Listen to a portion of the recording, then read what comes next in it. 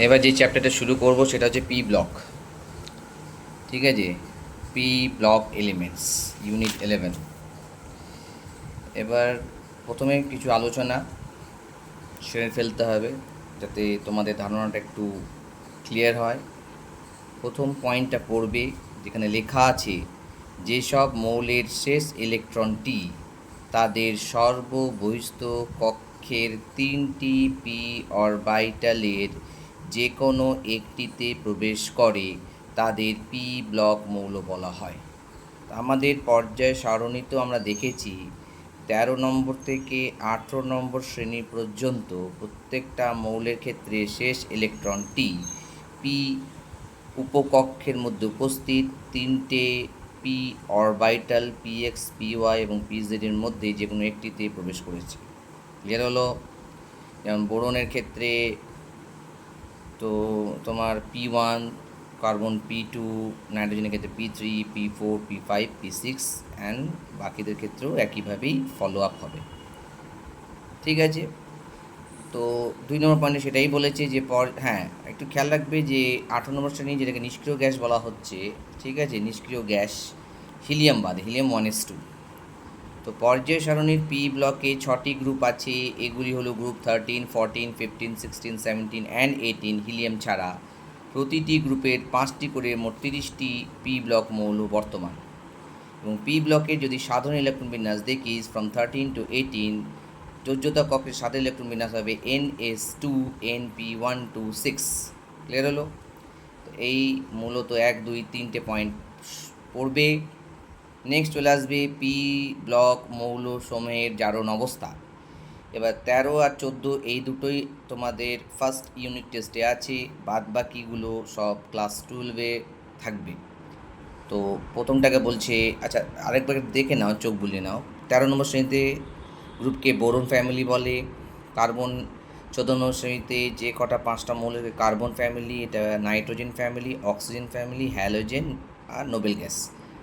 13 number গ্রুপে boron, aluminium, gallium, indium, thallium. 14 নম্বরে হচ্ছে carbon, silicon, germanium, tin, lead.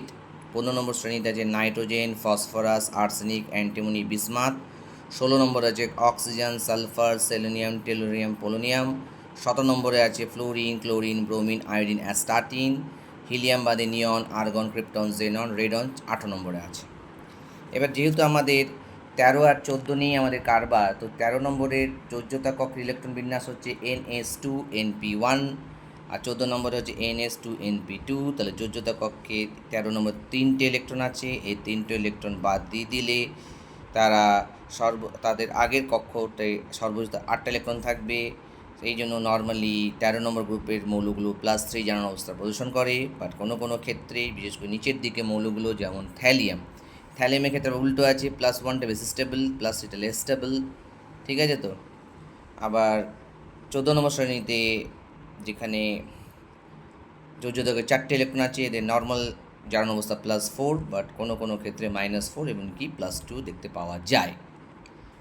+2 যেটা আমরা দেখতে পাবো সেটা হচ্ছে লেডের ক্ষেত্রে, পিবির ক্ষেত্রে, মানে 13 নম্বর গ্রুপ যেটা বোরন পরিবারের মধ্যে থ্যালিয়ামের +1টা যে মোস্ট স্টেবল +3 তুলনায়, আর 14 নম্বরে লেডের +2টা বেশি স্টেবল হচ্ছে +4-এর তুলনায়।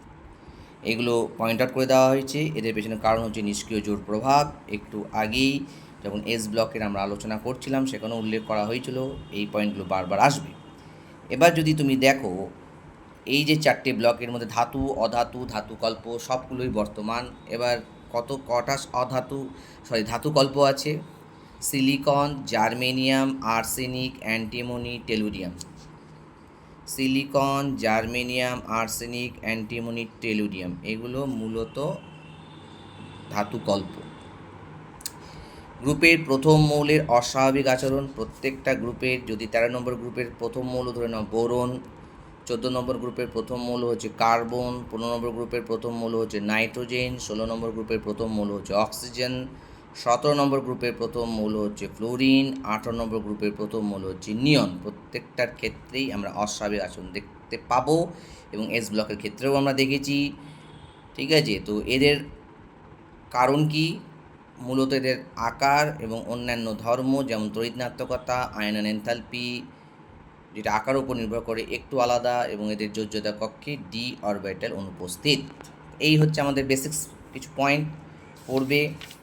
এবার যেটা শুরু করব আজকে সেটা হচ্ছে গ্রুপ 13 মৌল সমূহ বোরন পরিবার।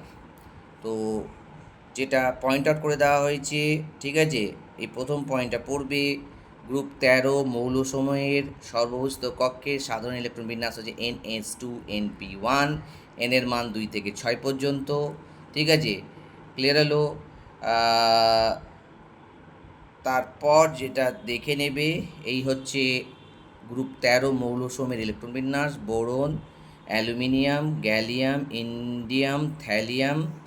বোরনের ইলেকট্রন বিন্যাস দেখবে, এটা হচ্ছে হিলিয়াম ইলেকট্রন বিন্যাস, তাই হিলিয়াম 2s2 2p1, অ্যালুমিনিয়ামের ক্ষেত্রে নিয়ন 3s2 3p1, গ্যালিয়ামের ক্ষেত্রে আর্গন 3d10 4s2 4p1, ইন্ডিয়ামের ক্ষেত্রে ক্রিপ্টন 4d10 5s2 5p1, আর থ্যালিয়ামের ক্ষেত্রে 4f14 5d10 6s2 6p1। এই দেখো, এই যে FD এর অনুপস্থিতিতে আবরণী প্রভাব কম থাকে, তারপরে কার্যকারী নিউক্লিয়াস আধান বেশি হয়। তাহলে এই যে শেষ কক্ষ দেখতে পাচ্ছ 6s, এদের এই ইলেকট্রনটার উপর নিউক্লিয়াস আকর্ষণ বেশি বলে এরা ইনার্ট হিসেবে থাকে, নিষ্ক্রিয় ইলেকট্রন জোরে এরা বন্ধনে সহজে অংশগ্রহণ করে না।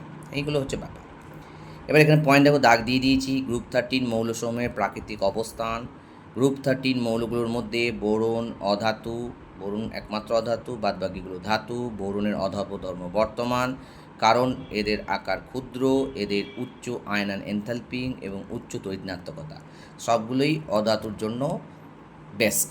আকারও ছোট আছে, আয়নন এনথালপিও বেশি, অর্থাৎ ইলেকট্রন তাড়াতে বেশি শক্তি লাগে, এবং উচ্চ তড়িৎনাত্মকতা মানে ইলেকট্রনের প্রতি ভালোবাসাও রয়েছে ভালোই রকম। এবার এইটা দেখে নেবে। তারপর 3 নম্বর পয়েন্ট পড়বে যে ধাতু হিসেবে অ্যালুমিনিয়ামের প্রাচুর্য সবচেয়ে বেশি, তাই অ্যালুমিনিয়াম প্রকৃতিতে বেশি পরিমাণ পাওয়া যায়। ঠিক আছে, ক্লিয়ার হলো। এরপর চলে যাব আমাদের 11.2 11.2.1 অ্যাজ ইউজুয়াল গ্রুপ 13। আগেরগুলোর ক্ষেত্রেও দেখেছি মৌলসমূহের বিভিন্ন পারমাণবিক ও ভৌত ধর্মের প্রবণতা ও তাদের ব্যাখ্যা। এই দুটো দেখব না, তবে হ্যাঁ তোমার আয়নীয় ব্যাসার্ধের ক্রমটা একটু দেখে নেবে, যেটা অলরেডি আমরা পিরিয়ডিক টেবিলে দেখে রেখেছি, তবুও এখানে একটু অর্ডারটা দেখে রাখবে। একইভাবে আয়নন এনথালপির ক্ষেত্রেও এই অর্ডারটা দেখে নেবে, ঠিক আছে। তারপর হচ্ছে জারণ অবস্থা। এবার নর্মালি আমরা কী দেখতে পেয়েছি যে এদের যোজ্যতা কক্ষে 3টে ইলেকট্রন আছে, 2 এসে 1 পিতে। তো এরা নর্মালি এদের জারণ অবস্থা +3, এবং ওপরের দিকে যে মৌলগুলো আছে বোরন এবং অ্যালুমিনিয়াম, এরা তো বোরন ধরে না ওরকম 3টে ইলেকট্রন বর্জন করতে পারে না, অ্যালুমিনিয়াম মোটামুটি ওরকম 3টে ইলেকট্রন বর্জন করা সম্ভব নয়। এরা সমযোজী বন্ধন গঠনের মাধ্যমে +3 জারণ অবস্থা প্রদর্শন করে। ঠিক আছে, তো বোরন অ্যালুমিনিয়াম দেখ বলেই দিয়েছি শুধুমাত্র +3 জারণ প্রদর্শন করে, কিন্তু গ্যালিয়াম ইন্ডিয়াম থ্যালিয়াম যেটা আছে গ্যালিয়াম ইন্ডিয়াম, এরা কিন্তু +3 সঙ্গে সঙ্গে +2ও প্রদর্শন +1ও প্রদর্শন করে, এবং এদের পরিবর্তনশীল জারণ অবস্থা প্রদর্শন হয়। তো গ্যালিয়াম থেকে যদি থ্যালিয়াম পর্যন্ত যাও তো +3 এর স্থায়িত্ব কমতে থাকে, মানে যত তুমি নিচের দিকে নামবে তত +3 এর স্থায়িত্ব কমবে আর +1 এর স্থায়িত্ব বাড়বে। আর গ্যালিয়াম থেকে থ্যালিয়ামে গেলে তো থ্যালিয়ামের ধরে +1 এর স্থায়িত্ব ক্রমশ বাড়তে থাকে, বিপরীত হয়, মানে যত উপর থেকে নিচের দিকে নামবে তত +3 জারণ অবস্থার স্থায়িত্ব কমবে এবং +1 জারণ অবস্থার স্থায়িত্ব বাড়বে। ক্লিয়ার হলো তো? তো গ্যালিয়াম আর ইন্ডিয়ামের ক্ষেত্রে যদি বলো তাহলে +3 হচ্ছে মুখ্য জারণ অবস্থা, আর গৌণ হচ্ছে কম স্থিতিশীল জারণ অবস্থা, হচ্ছে +1। ঠিক আছে, তো যেহেতু +3 থেকে +3 ইজ মোর স্টেবল দেন +1, তো এদের ক্ষেত্রে এরা যখনই +3-তে থাকবে +1-এ থাকবে, এরা +3-তে যাওয়ার চেষ্টা করবে। +3-তে যাওয়া মানে তাকে সে 2টো ইলেকট্রন বর্জন করতে হবে। 2টো ইলেকট্রন বর্জন মানেই সে অন্যকে জারিত করে নিজে বিজারিত, তার মানে এদের বিজারণ মানে অন্যকে বিজারিত করে নিজে জারিত হবে। বোঝা গেল তো? কেন কি 2টো ইলেকট্রনকে বর্জন করতে হবে +1 থেকে +3 যেতে, তাই এদের মধ্যে বিজারণ ধর্ম প্রকাশ পায়। কিন্তু ইন্ডিয়ামের ক্ষেত্রে থ্যালিয়ামের ক্ষেত্রে গিয়ে উল্টো, +1টা হচ্ছে মোস্ট স্টেবল, +3টা হচ্ছে লেস স্টেবল। তো এরা যদি +3-তে থাকে তো +1-এ যাওয়ার চেষ্টা করবে, +3 থেকে +1-এ যেতে গেলে 2টো ইলেকট্রন গ্রহণ করতে হবে, অর্থাৎ অন্যকে জারিত করে নিজেই বিজারিত হবে, তাই এদের বিজারণ ধর্মের তুলনায় জারণ ধর্ম দেখতে পাওয়া যায়। থ্যালিয়াম+3 শক্তিশালী জারক বলা হয়। বোঝা গেল তো? তো এর জন্য ব্যাখ্যা, ওই সেম ব্যাখ্যা, DF এর উপস্থিতি, নিষ্ক্রিয় জোর প্রভাব দেখে নেবে, আশা করি বুঝতে পারবে। এগুলো নিয়ে আর ডিটেলস আলোচনা করছি না। একই ধরনের প্রশ্ন, ঘনত্ব নিয়ে কোনো প্রশ্ন আসে না নর্মালি, গণনাঙ্ক স্ফুটনাঙ্ক বাদ, তড়িৎনাত্মকতাও খুব একটা ইম্পর্টেন্ট নয়। এবার পরিচ্ছেদ 11.1 এবং 11.2 থেকে কিছু প্রশ্ন আমি দাগ দিয়ে রেখেছি, সব তো আর বলা সম্ভব নয়। এবার যেগুলো মোটামুটি আসে এগুলোই আমরা বেশি করে পড়ে থাকি, তারপরে প্র্যাকটিস করে কিছু প্রশ্নগুলো এদিক ওদিক যেগুলো বাদ চলে যায় সেগুলো দেখে নিতে হয়। যেমন 3 নম্বর, 4 নম্বর, 5 নম্বর এই 3টে প্রশ্নগুলো মূলত দেখবে। এবার চলে আসো গ্রুপ 13 মৌলসমূহের রাসায়নিক ধর্ম। তো রাসায়নিক ধর্মের মধ্যে অক্সিজেন বা বায়ুর সঙ্গে বিক্রিয়া। তো নর্মালি গ্রুপ 13 মৌলগুলো অক্সিজেনের সঙ্গে বিক্রিয়া করে ট্রাই অক্সাইড, ঠিক আছে, M2O3, থ্যালিয়াম অক্সাইড Tl2O3, এছাড়া থ্যালিয়াম হচ্ছে Tl2O ইকআস। এবার মৌলগুলির সক্রিয়তা ওপর থেকে নিচের দিকে বৃদ্ধি পায়। তো বোরন কেলাসাকার অবস্থায় নিষ্ক্রিয়, অ্যালুমিনিয়াম শুষ্ক বায়ুর সঙ্গে বিক্রিয়া করে না, আর্দ্র বায়ুর সঙ্গে বিক্রিয়া করে মলিন, মানে তার উপর একটা আস্তরণ পড়ে যায় অ্যালুমিনিয়াম অক্সাইডের, ঠিক আছে। তো ওই ক্লাস 10 একটা পড়েছিলাম। এক্ষেত্রে ধাতুর উপর একটা অতি পাতলা অক্সাইডের আস্তরণ গঠিত হয় এবং এরা আর আক্রান্ত হয় না। এই আস্তরণ ধাতুটিকে জলবায়ুর প্রকোপ থেকে রক্ষা করে।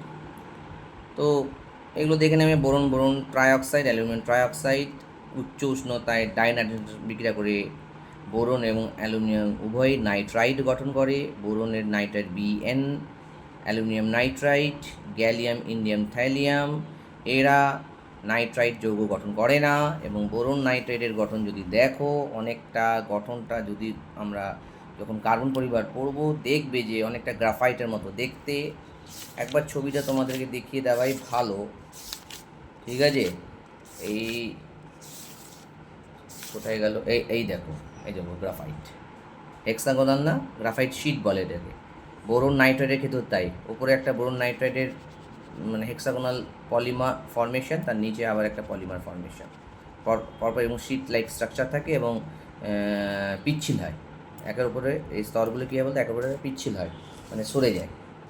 ঠিক বোরন নাইট্রাইডের মধ্যে এরকম দেখো হেক্সাগোনাল, ভালো করে দেখো, সাদা পিচ্ছিল কঠিন পদার্থ, এদেরকে ইনঅর্গানিক গ্রাফাইট বলে। এখানে অনেকগুলো মূলত পয়েন্ট মনে রাখবে, এগুলো সবগুলো sp2 হাইব্রিডাইজড। আর একটু খেয়াল রাখবে যে একটা বোরন আর একটা নাইট্রোজেন পরমাণুর যোজ্যতা ইলেকট্রনের সংখ্যা, আচ্ছা এই বোরন আর নাইট্রোজেনের যদি যোজ্যতা ইলেকট্রনের সংখ্যা যদি যোগ করো, বোরনের হচ্ছে 3টে, নাইট্রোজেনের যোজ্যতা করো 5টা, টোটাল 8টা। এখানে এই দুটো ইলেকট্রনের যোগফল দুটো কার্বনের যোজ্যতা কক ইলেকট্রন যোগফলের সঙ্গে সমান। তাই বলে যে এরা গ্রাফাইটের মতো দেখতে, এরা ষড়ভুজাকার হবে, যেখানে বোরন আর নাইট্রোজেন পরমাণু ক্রমান্বয়ে, অর্থাৎ boron nitrogen boron nitrogen boron nitrogen boron nitrogen এরকমভাবে গঠিত হয়। যে এইভাবে একটা ষড়ভুজ গঠন করবে, যেখানে দুটো B2N3 থাকে। বোরন নাইট্রেট মানে দুটো, দেখ কী লেখা আছে, দুটি B3N3, B3, 3টে B 3টে N মিলে একটা ষড়ভুজ, ঠিক আছে। এবং ভালো করে খেয়াল কর, নাইট্রোজেনের এক্সেস ইলেকট্রন থাকে, তো নাইট্রোজেন কী করে বলতো, ওই ইলেকট্রনটা বোরনকে দিয়ে দেবে। বোরনের ফাঁকা অরবিটাল থাকে, তাই একটা পিপাই মানে পিপাই ব্যাকবন্ড তৈরি হয়, এখানে ডাবল বন্ড হয়। এবং বোরন যেহেতু ইলেকট্রনটা পাচ্ছে এক্সট্রা একটা, তাই বোরন হয়ে যাচ্ছে মাইনাস, আর নাইট্রোজেন যেহেতু তার লোন পেয়ার থেকে ইলেকট্রন দিচ্ছে একটা, তাই নাইট্রোজেন প্লাস হয়ে যায়। বোঝা গেল তো? দেখি সেরকম ছবি আছে কি না, আমি আরেকবার চেক করে নিই। বোরন নাইট্রাইট, হ্যাঁ দেখো এইখানে দেওয়া আছে, দেখো ছবিটা, ওখানে তো পুরো পলিমার ফর্মেশন করে দেবো, দেখতে পাচ্ছ, নাইট্রোজেনের লোন পেয়ার, বোরনের ফাঁকা পি অরবিটাল ইলেকট্রন, নাইট্রোজেন ইলেকট্রনটা দিচ্ছে, এরকম N+B-, এই যে ঠিক এরকম। আর এটা অনেকগুলো মিলে, অনেকগুলো পরস্পরের সঙ্গে জুড়ে আছে, দিয়ে এরকম একটা মানে পলিমার। তো গ্রাফাইটের মতনই আমি একটু আগে দেখলাম যে শিট লাইক স্ট্রাকচার, উপরে একটা স্তর থাকে, তার নিচে একটা স্তর থাকে। এবার এখানে কি হয়, এই জন্য অজৈব গ্রাফাইট বলা হয়। এবং এখানে প্রত্যেকটা বোরন হোক বা নাইট্রোজেন, প্রত্যেকটা sp2 হাইব্রিডাইজড। বোরন নাইট্রোজেন কোনো, এবার ধরুন এই একটা স্তর, তার নিচে এরই একটা স্তর, বাট ওপরটার বোরনের সঙ্গে নিচের যে স্তরের নাইট্রোজেন সরাসরি, মানে বোরন যদি নিচের দিকে তাকায় তো নাইট্রোজেনকে দেখতে পাবে, নাইট্রোজেন যদি উপর দিকে তাকায় তো ব্রোমো দেখতে পাবে, ঠিক আছে? বা এই স্তরের ওপর যদি আরেকটা এই জাতীয় স্তর থাকে, ঠিক যে স্তরটা এমনভাবে সাজানো থাকবে যে বোরনের ওপর নাইট্রোজেন থাকবে আর নাইট্রোজেনের ওপর বোরন থাকবে। এই জায়গাটা লিখেছে দেখ, বোরন নাইট্রাইট কোনো একটি স্তরের বি পরমাণু তার ওপরের স্তরের একটি নাইট্রোজেন পরমাণু ঠিক নিচে থাকে। এই কারণে স্তরগুলির মধ্যে স্থির তড়িৎ আকর্ষণ বল, মানে স্বাভাবিক বোরন আর নাইট্রোজেন, বোরন হচ্ছে মাইনাস, নাইট্রোজেন প্লাস, তো স্থির তড়িৎ আকর্ষণ বল কাজ করবে, কিন্তু এটা দুর্বল হয়, খুব শক্তিশালী হয় না, তাই একে অপরের উপর চাপের প্রভাবে পিছলে যায়, তাই পিচ্ছিল প্রকৃতির। এটা বোরন নাইট্রাইট রং, কসমেটিকে, লুব্রিকেন্ট হিসেবে ব্যবহৃত হয়। এবং বোরন নাইট্রাইটকে যদি 8.5 × 10⁻10 ATM চাপে আর 1800 ডিগ্রি সেলসিয়াস তাপমাত্রা যদি উত্তপ্ত করো, তো ষড়ভুজাকৃতি স্তরগুলির গঠন পরিবর্তন হয়ে, এই যে ষড়ভুজের গঠন দেখতে পাচ্ছ, এটা পরিবর্তন হয়ে ঘনকাকার হয়ে যাবে, কিউবয়েডাল, এবং হীরকের কেলাস গঠনের সঙ্গে তুলনীয়, এবং কেলাস গঠন বিশিষ্ট বোরন নাইট্রাইট অত্যন্ত কঠিন পদার্থ, এটাকে বোরাজোন নামে পরিচিত। বোরন নাইট্রাইট অত্যন্ত কঠিন পদার্থ, বোরাজোন, এটাকে ইনঅর্গানিক বেঞ্জিন বলে। এই দেখো, বোরা বোরা বোরাজিন বা বোরাজল, অজৈব বেঞ্জিন। বোরা জলই তো বলছে নাকি রে, দেখি দেখি কী বলছে, বোরাজোন, বোরাজোন বোরা, ঠিক আছে। এরপর যেটা আমরা পড়বো সেটা হচ্ছে অক্সাইড বা হাইড্রোক্সাইড অ্যাসিড ক্ষারক ধর্ম। তো এই যে অক্সাইড জলের সঙ্গে হাইড্রোক্সাইড, তো গ্রুপের ওপর থেকে নিচের দিকে গেলে অম্ল ধর্মতা হ্রাস পায়, ক্ষার ধর্মতা বৃদ্ধি পায়, কারণ ওপর থেকে যখন নিচের দিকে নামবে, ওই যে এই যে আয়নায়ন এনথালপি কম হয়, আকার বড়, এম আর ও এর বন্ধন দুর্বল হয়, তো ভেঙে গিয়ে OH- আয়ন।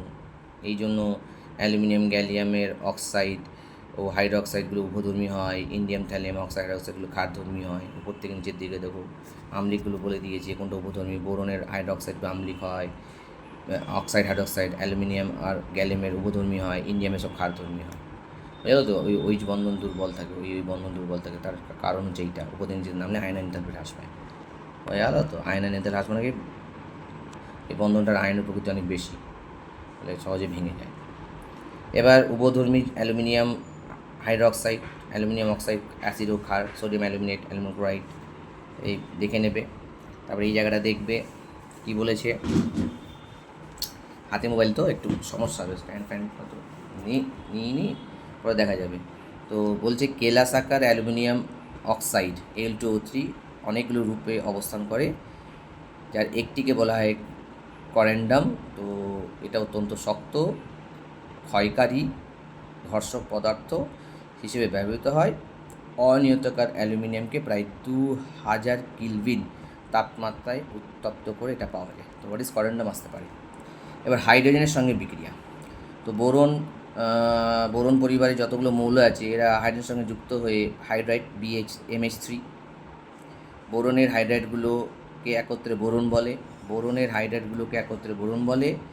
এটি ইলেকট্রন ঘাটতি সম্পন্ন যৌগ, এবং সবথেকে সরলতম বোরন হলো ডাইবোরেন, যার সংকেত হচ্ছে B2H6।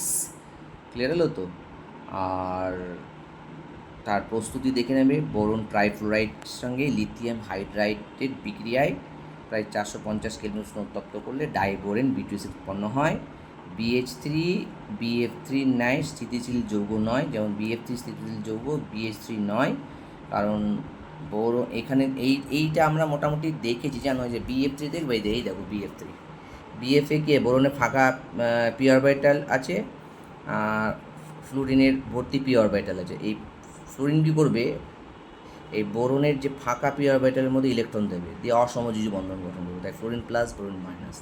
যেটা BH3 ক্ষেত্রে হয় না। এখানে যদি তুমি ফ্লোরিনের জায়গায় যে হাইড্রোজেন কল্পনা করো, হাইড্রোজেন তো কোনো হাইড্রোজেন তো 1s, ও তো অলরেডি বন্ডেড হয়ে গেছে ইলেকট্রন দিয়ে, ওর তার কোনো 2p নেই, যেখানে অযুগ্ম ইলেকট্রনগুলো আছে, হ্যাঁ, মানে অযুগ্ম বলা ভুল, এরকম লোন পেয়ারগুলো আছে যেগুলো পরবর্তীকালে অসমযোজী বন্ধনে অংশগ্রহণ করবে, নেই, সেই সুবিধাটা নেই। তাই এই জায়গাটা বলেছে যে বোরন হাইড্রাইড বোরন ফ্লোরাইডের ন্যায় স্থিতিশীল যৌগ নয়, কারণ হাইড্রোজেনের নিঃসঙ্গ ইলেকট্রন জোড় না থাকায় রেজোনেন্সের মাধ্যমে, এটা তো resonance one type of resonance, ভালো করে দেখে নাও, রেজোনেন্সের মাধ্যমে ইলেকট্রন ঘাটতি মেটাতে পারে না।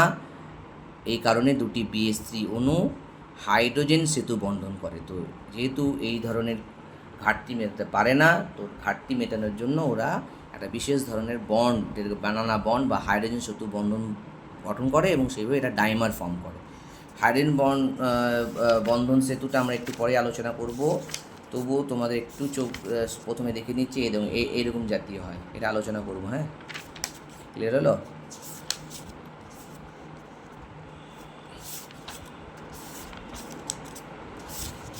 এই দেখো এটা পড়বে।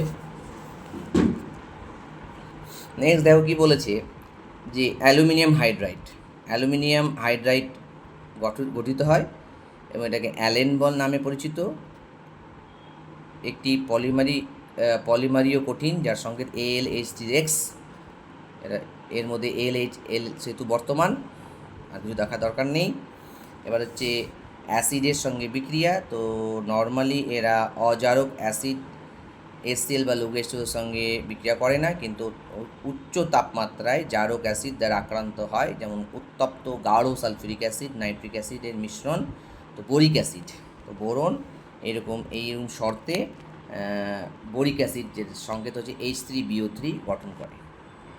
এবার চলে আসো 3 নম্বর, যেখানে ঘন নাইট্রিক অ্যাসিডে অ্যালুমিনিয়াম নিষ্ক্রিয় হয়ে পড়ে। এবার প্রশ্ন আসতে পারে যে কারণ কি তোর অক্সাইডের একটা রক্ষাকারী আস্তরণ গঠিত হয়, তো অ্যালুমিনিয়াম যখন ঘন নাইট্রিক অ্যাসিডের সঙ্গে বিক্রিয়া করবে, তো এরকম অ্যালুমিনিয়াম অক্সাইড উৎপন্ন করে, যেটা অ্যালুমিনিয়ামের উপর একটা আস্তরণ ফেলবে, প্রোটেক্টিভ লেয়ার, যেটা আর হয়ে যাওয়ার পর অ্যাসিড আর অ্যালুমিনিয়াম সংশ্লেষ আসবে না, হবে না।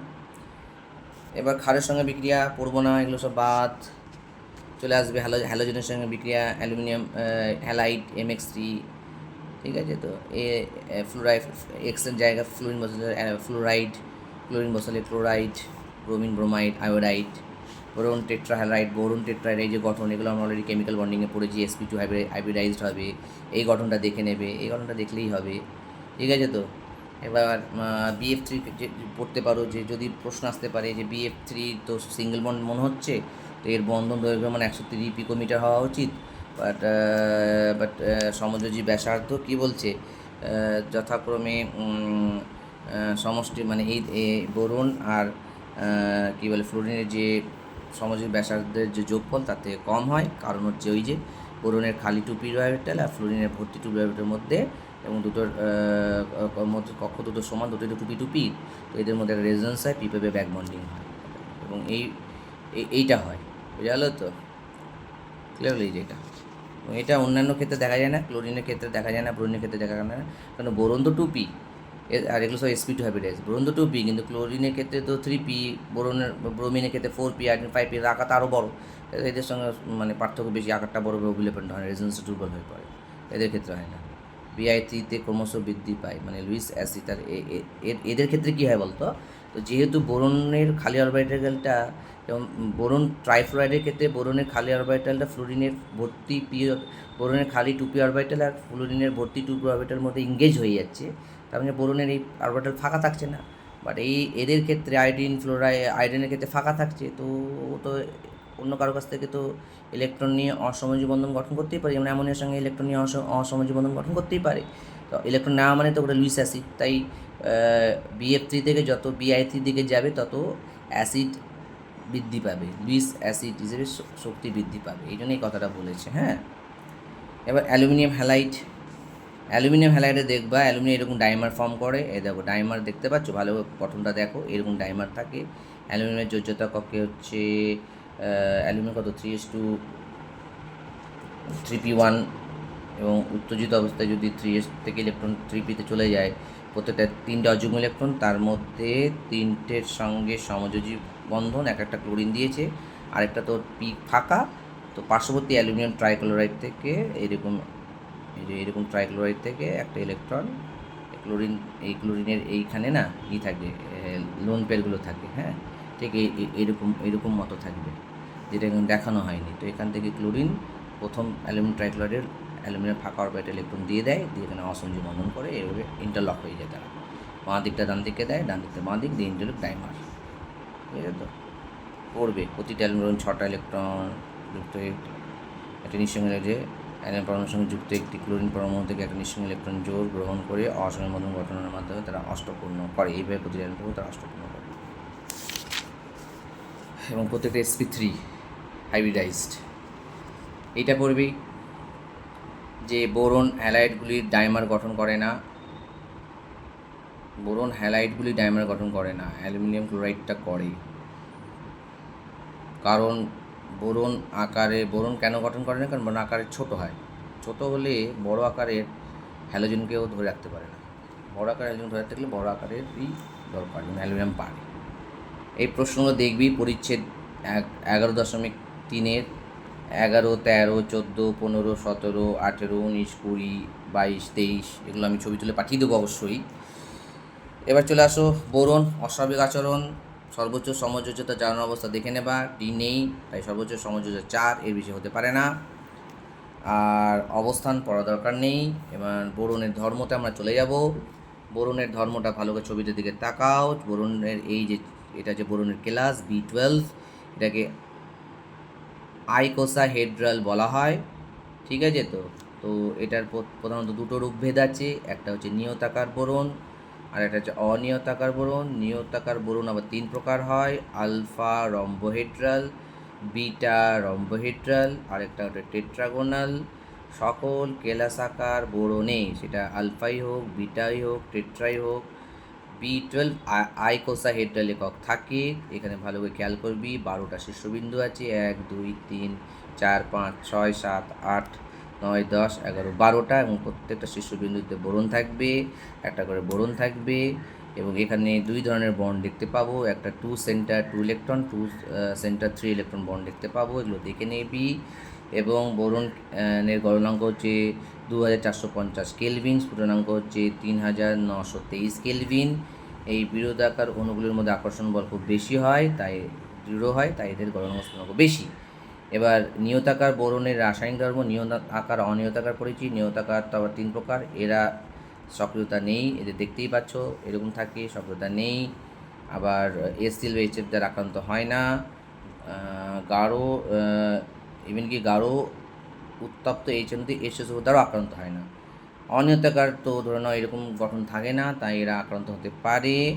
এরা বোরন ট্রাইঅক্সাইড বা বোরন নাইট্রাইড গঠন করে তীব্র ক্ষারের সঙ্গে বিক্রিয়া করে, পটাশিয়াম বোরেট, এগুলো দেখে নিবি, এই বিক্রিয়াগুলো দেখে নিবি। আর নাইট্রিক অ্যাসিডের সঙ্গেও বিক্রিয়া দেখতে পারিস, nitric acid sulphur boric acid উৎপন্ন করছে। এবার চলে আয় বোরন ট্রাইক্লোরাইডের জলীয় দ্রবণ আম্লিক হয়। কেন বোরন ট্রাইক্লোরাইডের জলীয় এই জন্য আম্লিক হয় যে বোরিক অ্যাসিড উৎপন্ন হয় মিডিয়ামে, হাইড্রোজেন বোরিক অ্যাসিড এসিড উৎপন্ন হয় এই জন্যেই। আর কার্বনের সঙ্গে বিক্রিয়া বা কার্বনের সঙ্গে বোরন বিক্রিয়া, বোরন কার্বাইড, এটা অত্যন্ত কঠিন হবে, কিন্তু হীরকের চেয়ে বেশি নয়।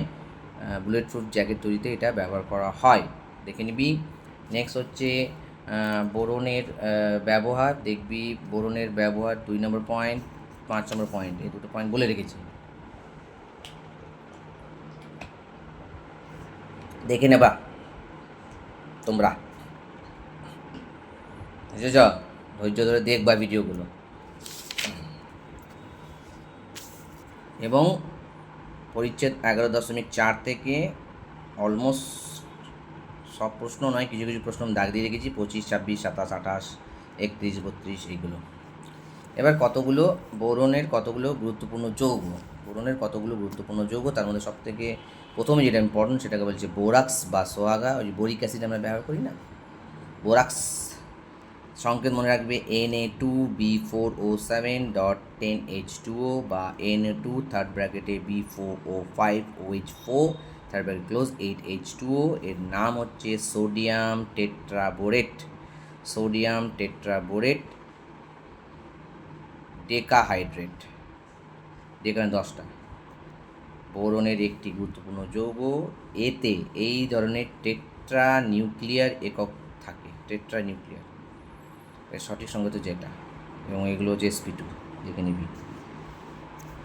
টিঙ্কাল থেকে, প্রাকৃতিক বোরাক্সকে টিঙ্কাল বলে। লেক থেকে প্রাপ্ত টিঙ্কালের প্রায় 50% বোরাক্স থাকে, একে জলে ফুটিয়ে ফিল্টার করে অপদ্রব্যগুলি দূর করা হয়।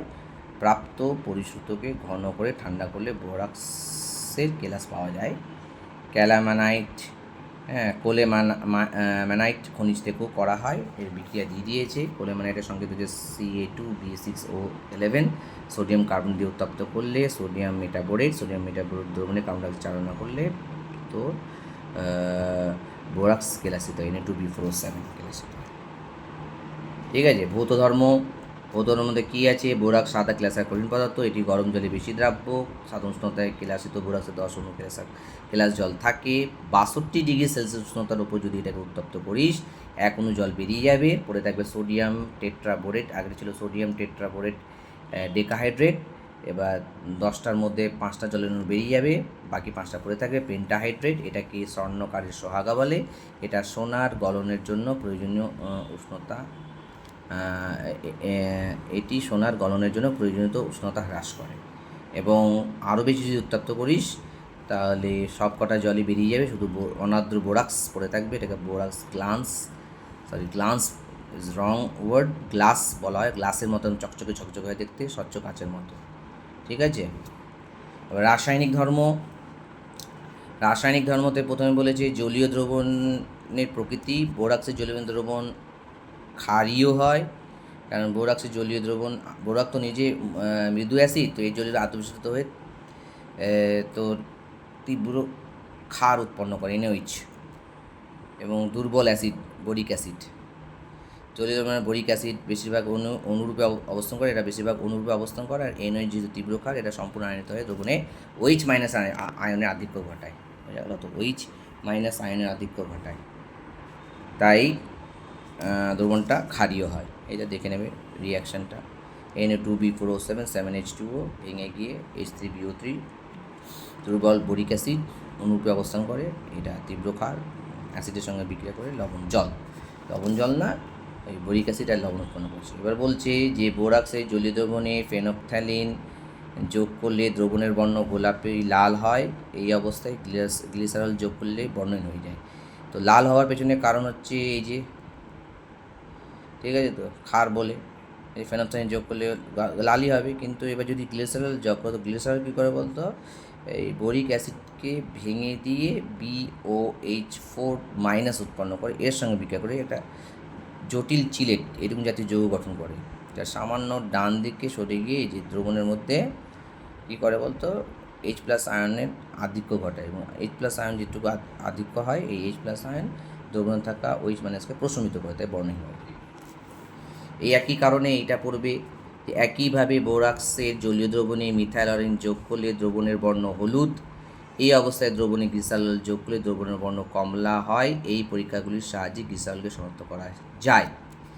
নেক্সট হচ্ছে কতগুলো পরীক্ষা মুখস্থ করবে। সালফিউরিক অ্যাসিডের সঙ্গে বিক্রিয়া, বোরিক অ্যাসিড, ইথানল ও সালফিউরিক অ্যাসিডের সঙ্গে বিক্রিয়া, এখান থেকে বোরাক্সকে শনাক্ত করা হয়। কি বলছে? বোরাক্সের সঙ্গে ইথানল মানে C2H5OH ও গাঢ় H2SO4 এর বিক্রিয়ায় গ্যাসীয় ট্রাই ইথাইল বোরেট, এই যে ট্রাই ইথাইল বোরেট উৎপন্ন হয়। এটা প্রজ্বলিত করলে গ্যাসে সবুজ শিখা জ্বলে, তাই সবুজ শিখা দেখেই তুই বুঝতে পারবি, তোমরা বুঝতে পারবে এটা বোরাক্স। নেক্সট হচ্ছে তাপের প্রভাব। বোরাক্সকে যদি গরম করো, ওর মধ্যে যে কেলাস জল থাকে সেটা বাষ্পিত বেরোতে থাকবে, বোরাক্সের খইয়ের মতো ফুলে উঠবে। এবং আরও একটু উত্তপ্ত করলে প্রথমে খইয়ের মতো ফুলে উঠে, তারপর গলে যাবে, তারপর কাঁচের মতো হয়ে যাবে। সেখানে সোডিয়াম মেটাবোরেট এবং বোরন ট্রাইঅক্সাইড এই দুটোর মিশ্রণ থাকে। সোডিয়াম মেটাবোরেট NaBO2 ও বোরন ট্রাইঅক্সাইড বা ডাইবোরেন ট্রাইঅক্সাইড B2O3 একটা সমন্বয়ে একটা স্বচ্ছ গুটি বোরাক্স গুটি বা বোরাক্স বিট বলে। মুখস্থ করবে সংকেতটা, বোরাক্স বিটের সংকেত Na2NaBO2 প্লাস B2O3 বা NaBO2 সঙ্গে B2O3। এবার বোরাক্সের ব্যবহার, ঠিক আছে, বোরাক্সের ব্যবহার দেখো, 2 নম্বর ব্যবহার পড়বে। তারপর হচ্ছে অর্থোবোরিক অ্যাসিড H3BO3 বা BOH3 প্রস্তুতি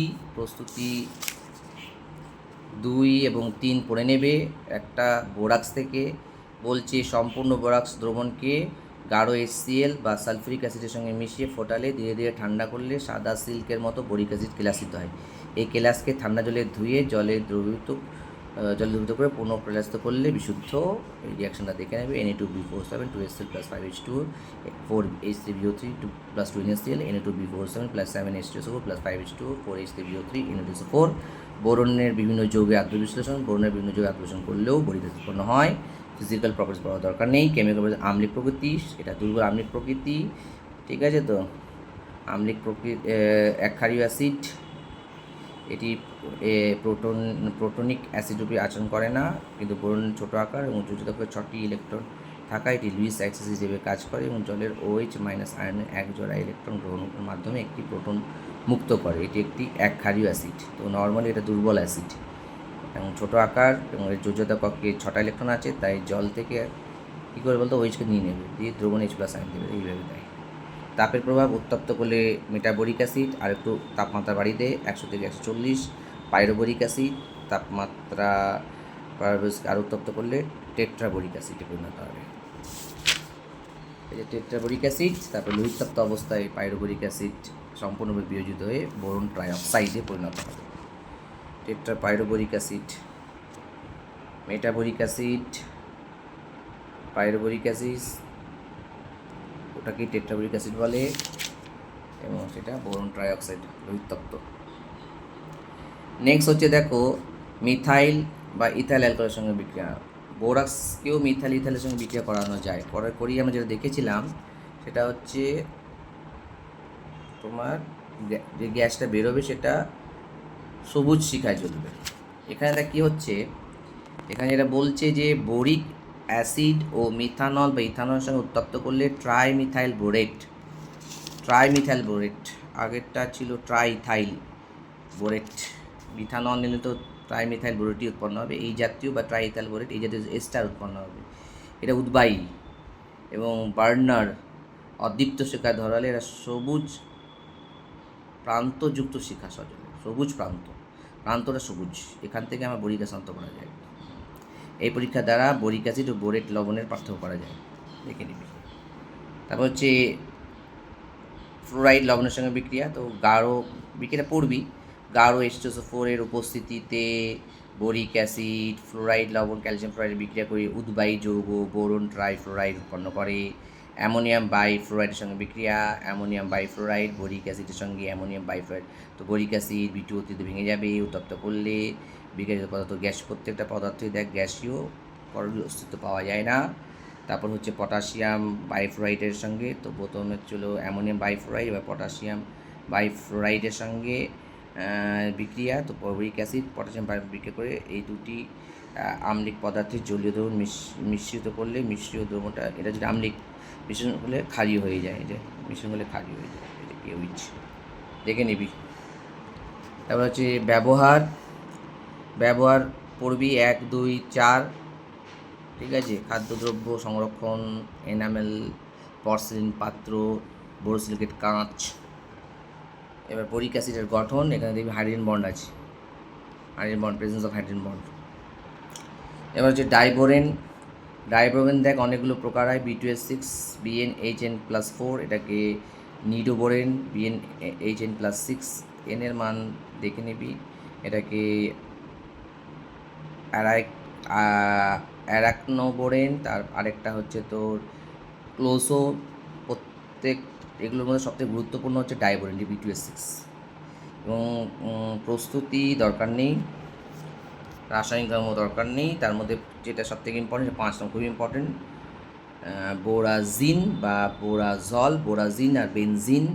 তো এখানে যেটা বলতে চেয়েছে সেটা হচ্ছে ডাইবোরেনকে যদি তুই অ্যামোনিয়ার সঙ্গে যদি উত্তপ্ত করিস, তো প্রথমে এরকম একটা জুতো যৌগ গঠন করে দেয়, এরকম জাতীয় BH2 NH3 থার্ড ব্র্যাকেট দিয়ে প্লাস BH4-।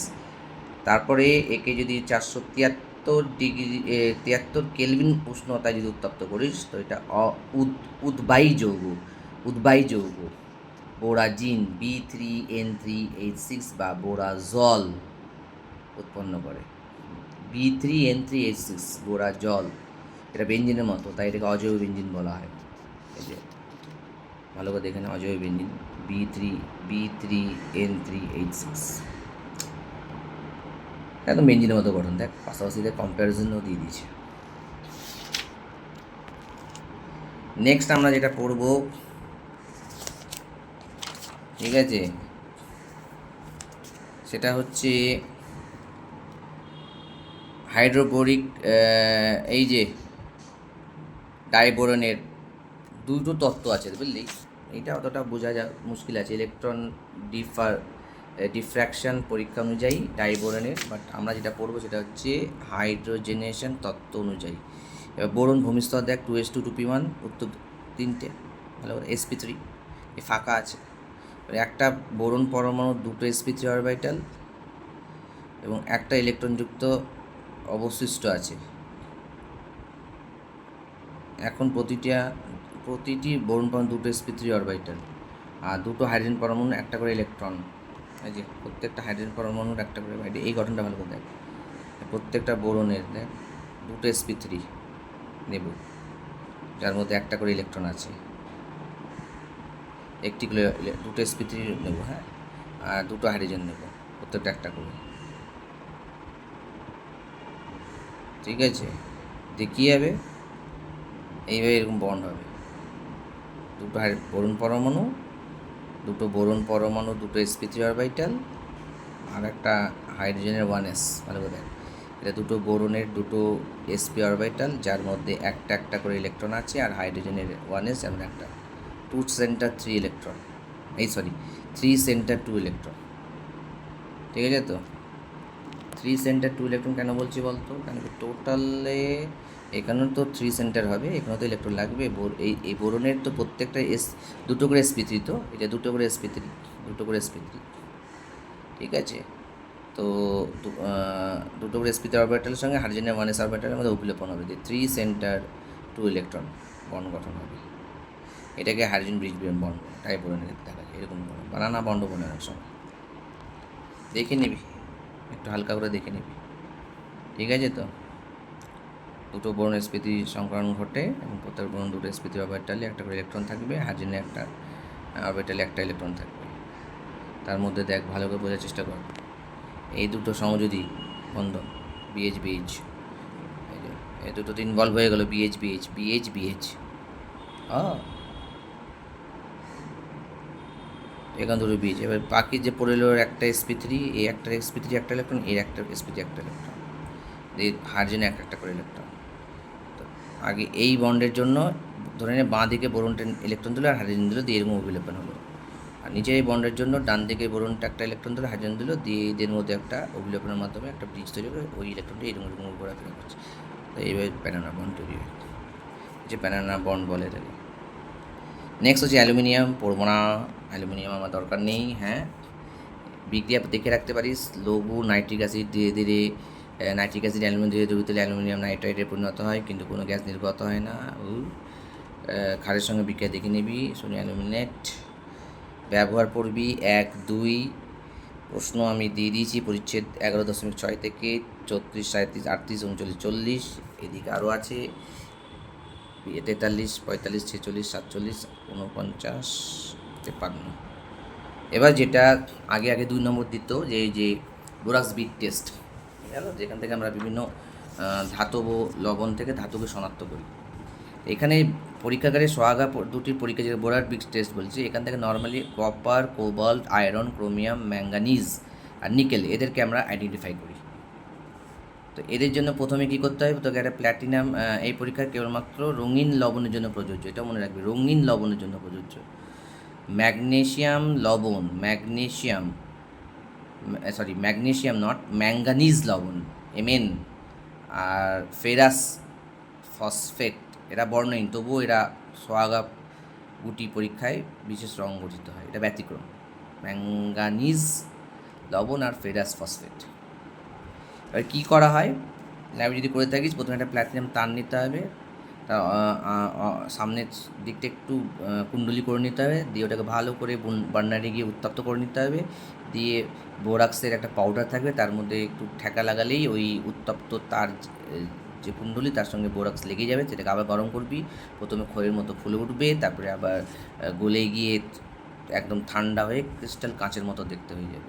ওটাকে আমরা কী করবো, ওই যে কোনো একটা লবণ, কপারের লবণ হোক, কোবাল্টের হোক, লোহা হোক, ম্যাঙ্গানিজ হোক, লবণে ঠেকিয়ে বুনসেন বার্নারের জারক এবং বিজারক শিখায় ধরবো, দিয়ে আমরা কী করে দেখবো কালারগুলো দেখবো। যেমন এখানে দেখ কপারের ক্ষেত্রে দিয়েছে, দেখ যদি জারণ শিখায় যদি তপ্ত অবস্থায় গুটি সবুজ, শীতলে নীল, বিজারণ শিখায় বর্ণহীন অস্বচ্ছ লাল, কোবাল্টের ক্ষেত্রে কোন পরিবর্তনে সবই নীল।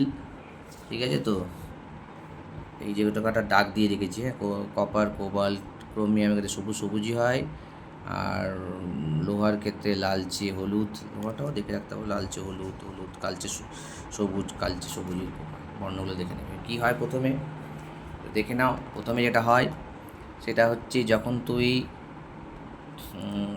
বোরাক্সকে প্ল্যাটিনাম তারে ঠেকিয়ে যখন উত্তপ্ত করলি, তো বোরাক্সের মধ্যে তো জল থাকে, বোরাক্সের মধ্যে জল থাকবে, ঠিক আছে, 10 অণু জল থাকবে, যে 10 অণু এটা উত্তপ্ত শুধুমাত্র বোরাক্স পরে থাকবে, তাই এটা ক্ষয়ের মতো ফুলে ওঠে, তবে এটা গলে যায়, গলে গিয়ে এই দুটোতে ভেঙে যায়। এই দুটো মিলে সোডিয়াম মেটাবোরেট আর হচ্ছে বোরন ট্রাইঅক্সাইড, এই দুটো মিশ্রণকে বোরাক্স গুটি বলে। এবার যখন এটা তুই ধাতব লবণের সঙ্গে ঠেকে যখন উত্তপ্ত করবে, তো ধাতব লবণ তো ভাঙবে, ধাতব অক্সাইড। এই ধাতব অক্সাইড তো কী করে বলতো, এই বোরাক্সের মধ্যে থাকে B2O3 আর সোডিয়াম মেটাবোরেটের সঙ্গে বিক্রিয়া করে তোর বিক্রিয়া করে ধাতব মেটাবোরেট উৎপন্ন করে। সোডিয়াম মেটাবোরেট থেকে ধাতব মেটাবোরেট উৎপন্ন করে, তারপরে কালার দেখতে পাই আমরা। কপারের ক্ষেত্রে দেখ, কপার সালফেট ব্লু ভিট্রিয়াল উত্তপ্ত কর, কপার সালফেট থেকে জল বেরিয়ে গেল, কিউপ্রিক অক্সাইড, এবার ওকে ঠেকা। তো যদি জারণ শিখা হয়, জারণ শিখায় সোডিয়াম মেটাবোরেট আর B2O3 সঙ্গে বিক্রিয়া করবে, সোডিয়াম কপার অর্থবোরেট আর কিউপ্রিক মেটাবোরেট হালকা নীল, তো নীল হয়, ঠিক আছে। আর যদি বীজাণু শিখা হয়, তাহলে সেটা ওই বীজাণু শিখাতে কী হবে, যে এই যেটা আগে উৎপন্ন হলো সেটা ওই তোর কার্বনের দ্বারা বিজারিত হয়ে কিউপ্রাস মেটাবোরেটে পরিণত, এটা বর্ণহীন। আবার সেটা ভেঙে গিয়ে পুনরায় ভেঙে গিয়ে লাল বর্ণের ধাতব কপার পরিণত হয়। একইভাবে তুই আয়রন ক্ষেত্রে দেখ, গ্রিন ভিট্রিয়াল আয়রনের লবণকে বলছে ফেরাস সালফেট, যার সংকেত হচ্ছে ferrous sulphate heptahydrate FeSO4 7H2O। একে গরম করলে 7 অণু জল বেরিয়ে যাবে, তারপরে ফেরাস সালফেট ভেঙে ফেরিক অক্সাইডে পরিণত হয়ে যাবে। জারণ শিখায় ধরালে B2O3 সঙ্গে বিক্রিয়া করে ফেরিক মেটাবোরেট হলুদ বর্ণ, বীজাণু শিখায় জ্বালালে ফেরিক মেটাবোরেট কালচে সবুজ। এরকম পড়ে নিতে হবে। এবং এইটাও মনে রাখতে হবে যে জারণ শিখা উভয়ঞ্চক দুটো শিখাতে কোবাল্টের জারণ অবস্থা যেহেতু +2 এবং ক্রোমিয়ামের জারণ অবস্থা +3, এর জারণ অবস্থা যেহেতু কোনো পরিবর্তন হয় না, তো এরা কোনো শিখা দেখায় না, কোনো কালার দেখায় না। এখান থেকে প্রশ্নগুলো পড়বি 54, 55, 58, ঠিক আছে। এই হচ্ছে নেক্সট ভিডিও। আশা করি খুব দ্রুতই আমি কার্বন পরিবারটা শেষ করে এই প্রোডাক্ট S ব্লক P ব্লকটা ফার্স্ট ইউনিটে কমপ্লিট করে দেবো, ঠিক আছে।